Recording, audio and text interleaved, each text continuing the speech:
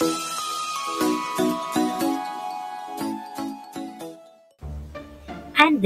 Brillantes, inaming may mga nanliligaw pero hindi naghahanap ng jojowain.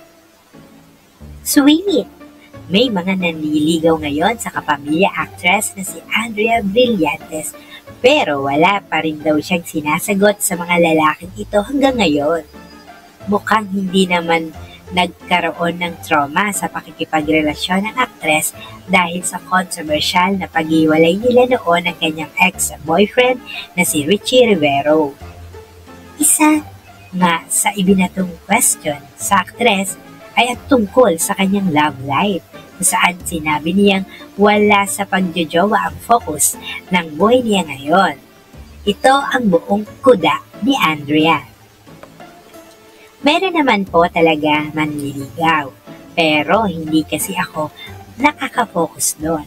Lalo na last year, talagang inamin ko na sorry, pero I don't really date or hindi ganyan yung hinahanap ko.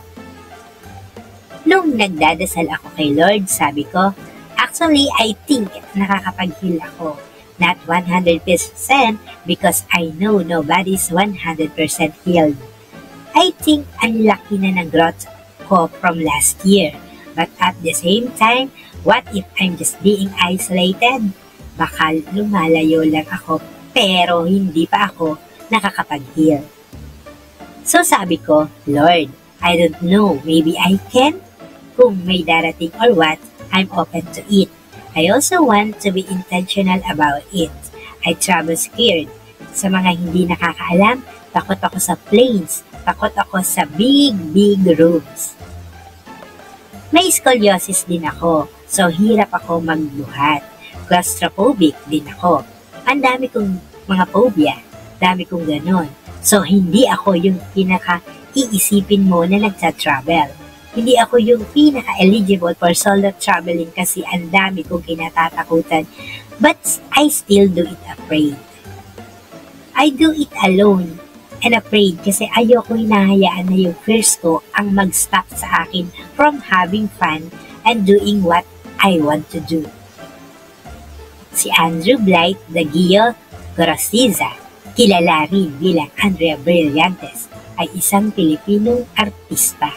Siya ay unang lumabas sa television noong 2012 at sumali siya sa audition noon sa Going Bulilit.